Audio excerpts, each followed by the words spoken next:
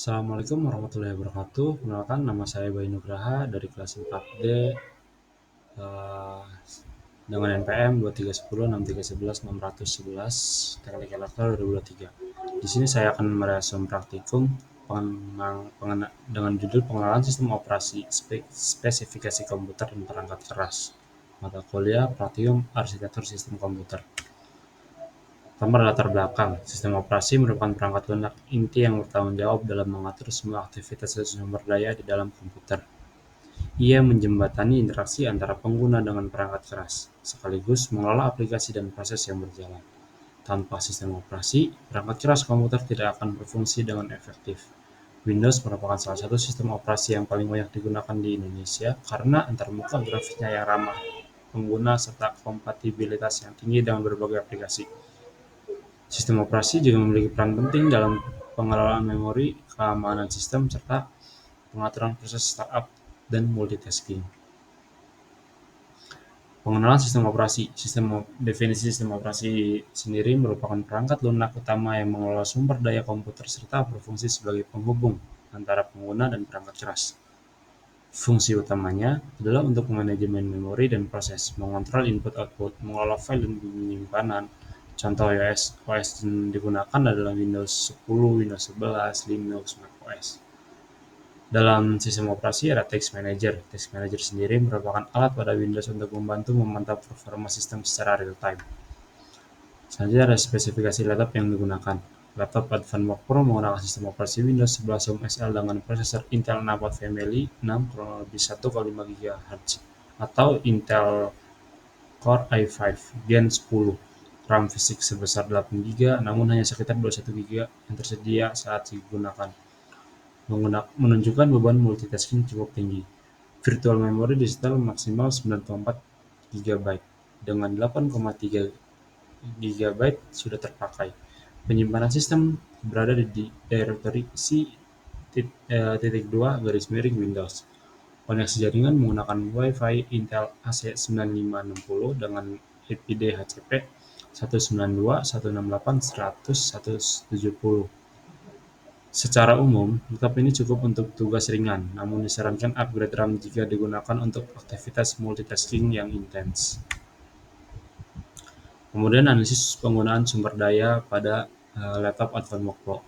Pada Text Manager, Google Chrome 57 proses sebesar 1.146,3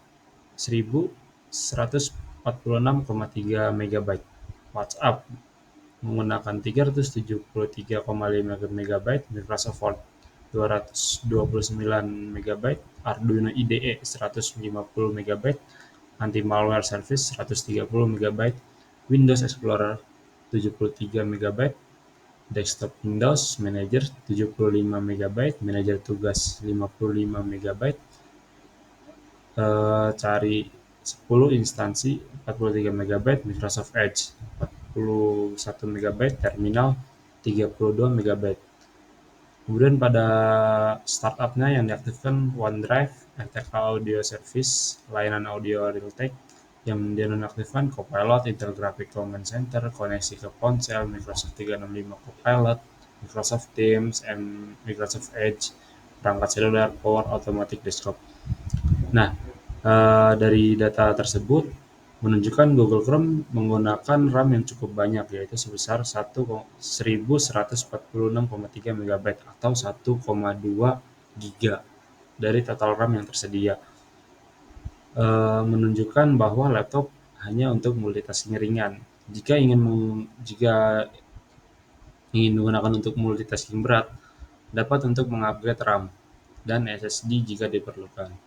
Kemudian ada perangkat keras. Perangkat keras adalah perangkat keras yaitu komputer praktikum yang digunakan dalam kegiatan ini memiliki spesifikasi perangkat keras yang tergolong lawas atau lama.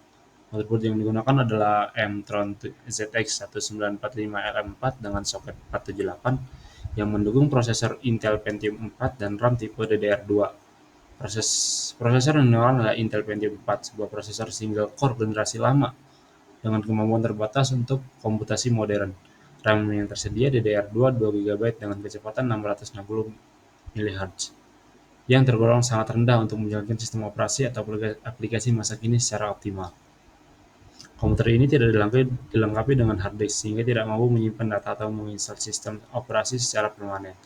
Satu daya yang digunakan adalah PowerLogic Magnum 250 watt dengan puncak daya 500 watt. Cukup untuk mendukung sistem dasar tanpa perangkat tambahan daya tinggi. Komputer ini juga memiliki GPU discrete sehingga hanya dapat mengandalkan GPU terintegrasi pada motherboard jika tersedia, namun masih terdapat CD-ROM yang dapat digunakan membaca media optik seperti CD atau DVD.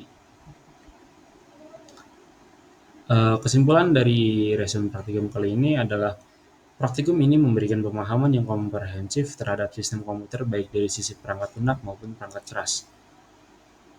Mahasiswa dapat Mahasiswa tidak hanya mengenal peran dan fungsi sistem operasi, tapi juga mempelajari bagaimana membaca spesifikasi dan mengelola kinerja sistem, proses perakitan komputer, memberikan gambaran nyata sebagai struktur fisik sistem komputer dan langkah-langkah pengoperasiannya. Pemahaman ini akan menjadi fondasi penting bagi mahasiswa dalam menghadapi tantangan di bidang teknologi informasi dan pengembangan sistem di masa depan. Sekian dari saya, kurang lebihnya mohon maaf. Wassalamualaikum warahmatullahi wabarakatuh.